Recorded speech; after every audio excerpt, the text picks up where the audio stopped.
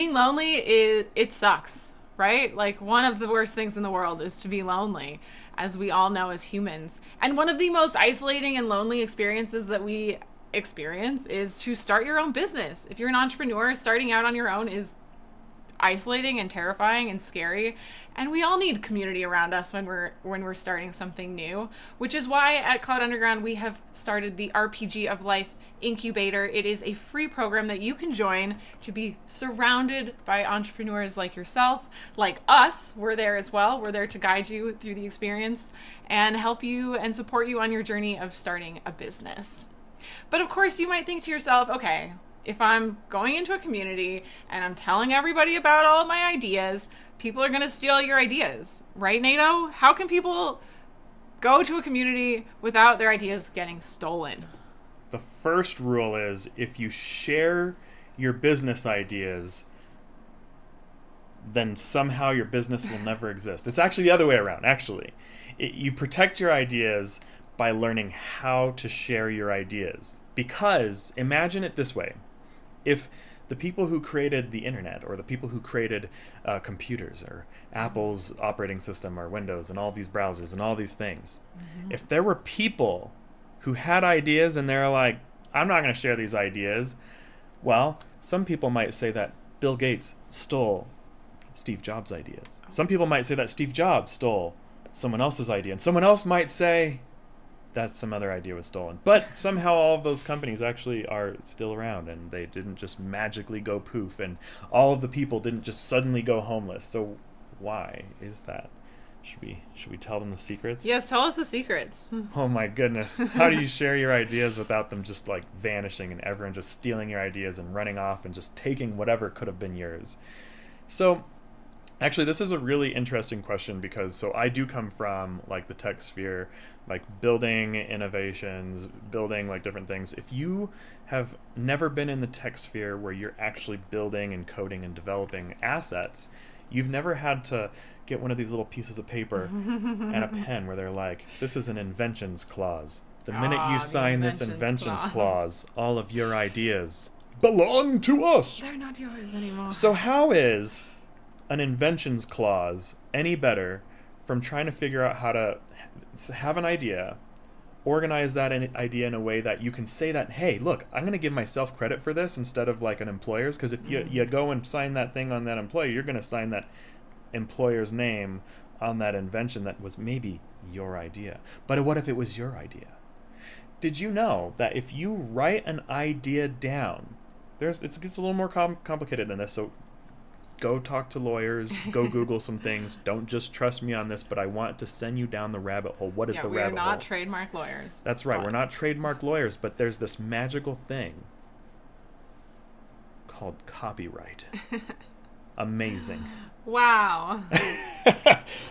Really, I'm maybe joking a little bit, but seriously, one thing is if you write your ideas and learn how to write your ideas in a way that protects people from just like taking your stuff and just like running off with it,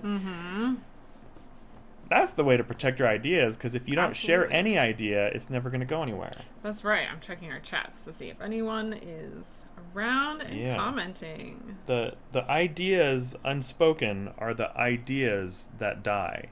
And then the ideas that you don't write down, that someone else, you did all these things, and then someone else, there's no record of your name somewhere, no record at all, no source of truth, nothing that says that, hey, truly, it was my idea first. I remember, let me put it this way. I've always built with confidence because once upon a time I had a father who was an entrepreneur, and I remember one time he's like, you got to just share your ideas, and if you're worried about it, all you have to do is just write your idea down, put it in an envelope, and then mail it to yourself, and then don't open that envelope. Actually, you can still do that to this day if you're super paranoid about someone stealing your idea or all the stuff in there, so that if you go to court, then you open it. You can even take pictures before you put it in the envelope, but that gives you a date that's time-stamped, and it's, it went through the mail, went through the whole process, and if you don't open it and you prove that there's no tampering, that was your idea, and that is a sense of, I guess, a form of copyright. And with computers, so I used to just to do cybersecurity stuff. And in cybersecurity, there's a way to identify in forensics if someone stole someone's idea. You look for the earliest hash. It's called a hash. So if you've never heard of a hash, then you've probably never worked in forensics or identity management or forms of asset management. And if you're working in those things and don't know what a hash is, you're probably then not one of the engineers who has to care about those things. Hey, Right. amazing. So, how can you get your own hash? Hash? What's a hash? It's a record. It's like a timestamp, kind of like sending your mail to yourself. It's almost like a hash, but that's like a physical way of like hashing. I guess it was right? like the old school, like The old school to new school, right? pre-internet age way to hash your idea. Yeah, and so like think about like Git. Why is Git so amazing, and why do you see a lot of people do like minimum viable products with things like Git? You have version tracking. You have things that show like the first version of it. Someone can't come in and change something and be like, haha, they didn't say XYZ. It's like, wait a minute, okay. We can look at this Git. So if you use GitLab or GitHub, they have this functionality that lets you go in there and you can prove that someone was tampering with your code. And so if it said one thing once upon a time, someone took the once upon a time idea and then tried to steal your idea and tried to say that it was theirs. That's not any good, is it? So anyways, I wanted to talk about that because I think it's really important for people to understand, like, why were we able to do some of the things and that we do and build stuff like all of these apps. So you're looking at the Cloud Underground Academy. Some of it comes down to we knew how to protect our ideas, but I'll show you something here. Let's move us out of the way. Get out Shrink of the us way. on down there. So the thing Fly about around. us is we started building all of these apps, different apps. We have this Cloud Jutsu Zero Trust Cockpit app for people who are trying to securely manage access to teams. We have an entire consultancy with all kinds of stuff in here, and then we have the official incubator of Life RPG, where you can click this little caret here and you can get an idea of what your goal is. So, the RPG of Life Incubator, it's designed, I'm going to read one of the first important relevant sentences here. I'll let you read this section here. But today you embark on the same journey you embark on every day when you sign up for the RPG of Life Incubator, because you embark on life again, just like yesterday, just like today, And tomorrow. and every day you have decisions to make and things that you can decide or not decide, because RPGs are based off of life, right? Or are they based off of something in another dimension? I guess they could be if it's fantasy, but still, jobs. I mean, you go you play an RPG or whatever, and you have like work boards and you have quests. So we actually are. Yeah, essentially it's just about immersing yourself in that experience, right? Whether it's Yeah. a job simulator or you're like in a fantasy world, like LARPing or something like that. However yeah. you want to approach your experience. Yes. So ultimately, I mean, it's free for you to go and basically build a super root and have copyright protection over your work, protect your ideas, and then when your ideas are safe, then you can feel safe knowing. Basically, really, it's something that's really important. I hear people constantly talk about like, oh well, I don't know how to protect my ideas, or I guess I'll leave it on the goal. A lot of people constantly are like, well, I don't know how to protect my ideas, or I don't know how to make sure that XYZ is safe, or and if you don't know what a super root is, you'll find out by signing up for this program. Yeah, and this program is free. You can find the link to it in the description of this video. Yeah, it's Copyright doesn't cost you money either. yeah. It doesn't have to cost you money. I mean, you can spend money if that's what you want to do. Mm-hmm. So I guess one thing that I also want to emphasize is even though we did build like this underground Nexus cloud, I'll ask Laura, did we actually ourselves build 100% of the cloud with our own two No, hands. definitely not. And the idea No. itself didn't even originate with us. No. It originated in our community with some of our members. So That's right.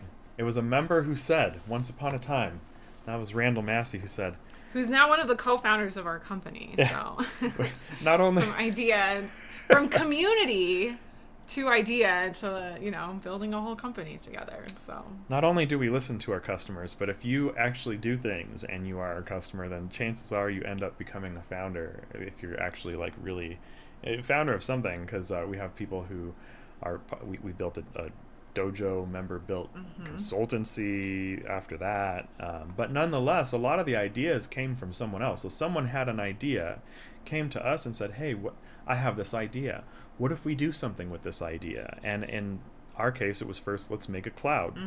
And so how did we actually build a cloud? We actually started a community, and our goal was to build cloud by teaching cloud. So what we would do is we would teach how existing cloud works from things that are known cloud, and we're like, okay, as we teach cloud, we're going to learn all of the different elements while teaching all of our community members all of the different parts that we have to figure out and solve, and the little moving components and cogs and whatever you want to sprockets and cogs the and sprockets and the cogs, whatever you're looking at, I guess.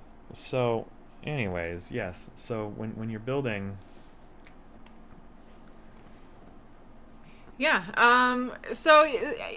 of course, like some of the a big part of the reason why we got into the RPG of Life incubator is based on a lot of the feedback that we got from people.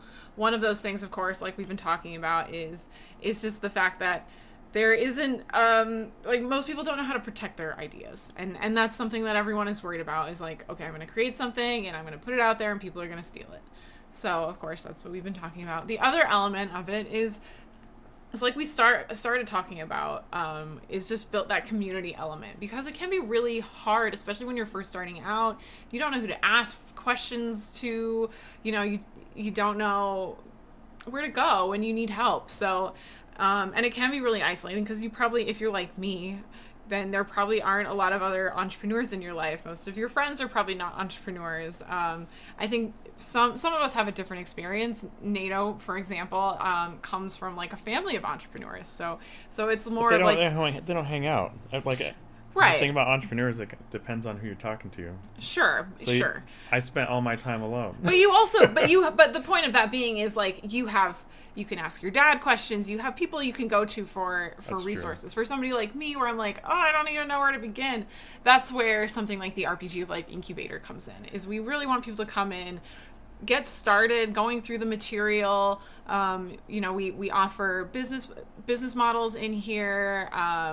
We teach a lot about like the concepts of cloud native and cloud native development and building a business and all of these things that are going to really help you get on your journey. And then the other part of it is we do want everyone to come in and be a part of the DevSecOps Dojo, because again, like that's where some of our best ideas have come from. The whole basis of Cloud Underground was like, let's build a cloud together, and that's how this company even formed. So yeah, if you can find that community, it's everything. I made a post today on LinkedIn about the 5 like blue zones, which are the places in the world that are like the pockets of community where people live the longest. And there's like 5 communities internationally where people tend to have the longest lifespans. And one of the things that's like built into that, of course, diet is part of it. Going out in nature a lot and being outside is a big part of it. And the other aspect of like one of the markers that allows these people to live very long lives is community.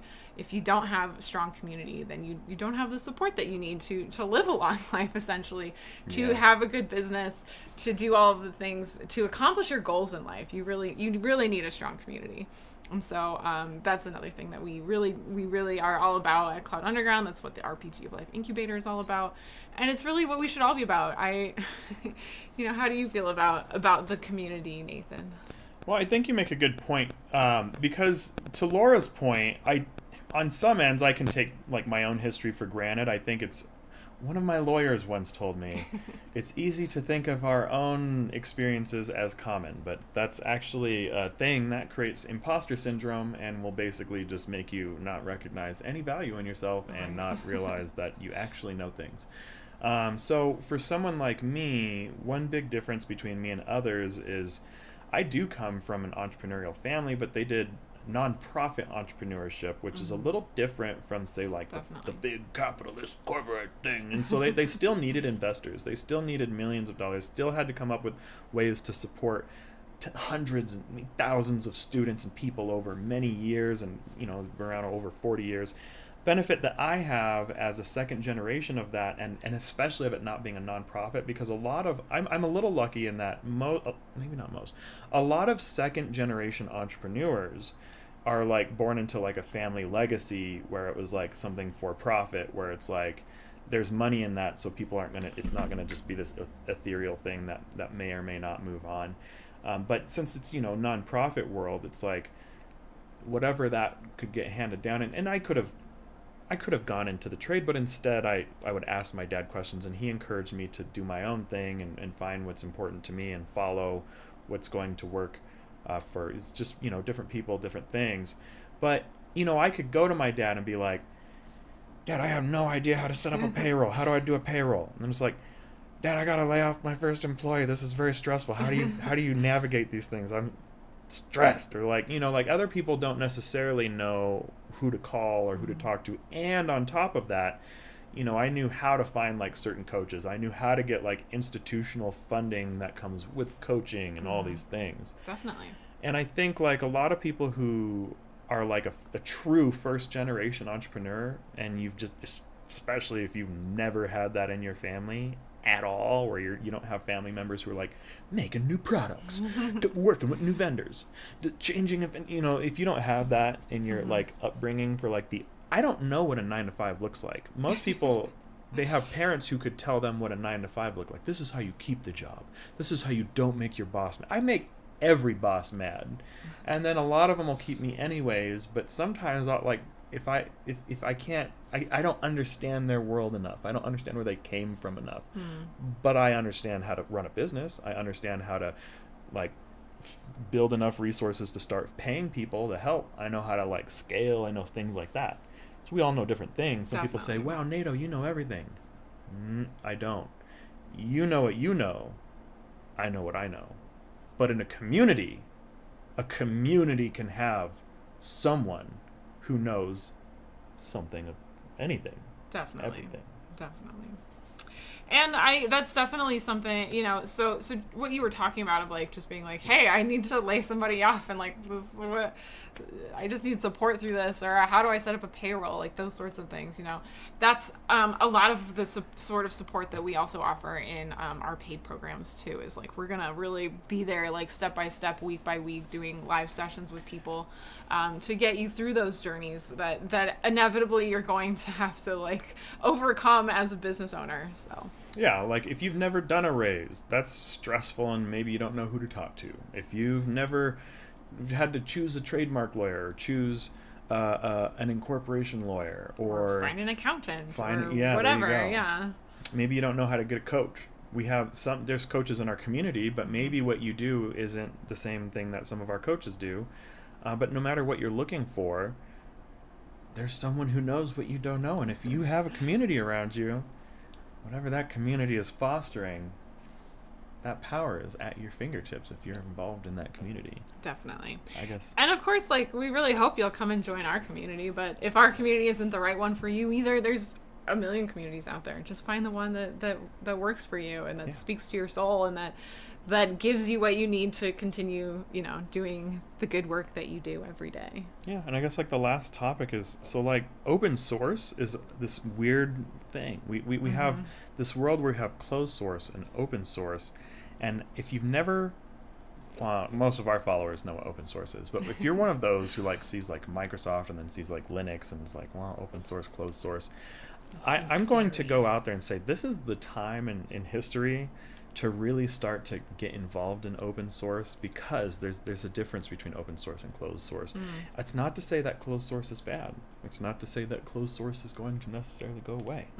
But what open source brings is a level of like agility for bringing ideas into fruition that the world's never seen. And if you know how to lock your idea in tight and then lead that idea and then become a vision holder for that idea, if you're building open source and people are coming in and checking out your stuff, one of the reasons we were able to build open source is because people that you never even met, never even knew you would meet, because that's saying like, if you build it, they will come. Really, it's true. If you just start making stuff in the open source world, unlike having a company, you have to have money to hire people. And of course, the positive side is owning a company, then I guess you can hoard that source code to yourself and you can hide it. But there's a challenge in the modern market, especially with AI, is how are you going to afford scale if you're not already some multi-million-dollar entity? There's an equalizer. If you aren't some giant multi-million-dollar entity, you can build an open source foundation. And if you build an open source foundation, it allows you to build out a community where other people can get involved and you can do things, and there's not money involved in that aspect. And okay, so sure, the agreement is everyone who's helping is going to be able to start using the stuff that they're making. Otherwise, you make people angry if you're like, okay, everyone, you're all disposable free labor. Don't do that. Don't be that person. Don't turn people into disposable free labor. Leave it open. And then if you have that, you will just see that whatever comes up in here, the better the idea, the faster everything grows. You don't have to know how to code. You don't have to know how to do the writing. You don't have to know how to be a good marketer. But if you have the best idea and you learn how to protect that idea and how to foster an audience around one stellar idea, let it grow around you. Let the idea grow itself. Don't try to control the idea's ability to grow. And you'd be shocked at what you can do without having to raise $2 million. You'd be shocked. Or you can raise $2 million if you want. I don't know. It's not my style, but I'm not going to tell people not to go raise if that's what you like. It's different lifestyles, and there's nothing wrong with raising either. So we actually teach that too. So if you want to go and learn how to like meet your first angel or meet your first investor, get a seed, or one thing that I specialize in is I am personally looking for my first IPO still. I have had multiple attempts at failed IPO. So I come from a world of like post Series B companies, and then recently I had this idea to try to take a company all the way from startup beyond Series B to IPO, and I learned that it's actually better to just skip the startup phase with those companies and just go straight to, are you already Series B? You're already Series B. That's where I go. So I am in a different place from a lot of people, but I'm here to talk to people, and Laura's here to talk to people who are newer and aren't trying to go IPO and doing all these other things. But you can always watch my IPO journey as I learn how to broker businesses and do stuff like that. So anyways, RPG of Life. You don't have to be like me to get started as a beginner. You can become someone who can do a lot of things if you just start. That's right. Just start. Just find your community and get started. And of course, we hope you will join us in the RPG of Life Incubator and the DevSecOps Dojo, which you'll find in the RPG of Life Incubator. You can find the link in the video description. Thanks everyone for watching. Yeah. And we'll see you next time. Do something special. Join us. Join us.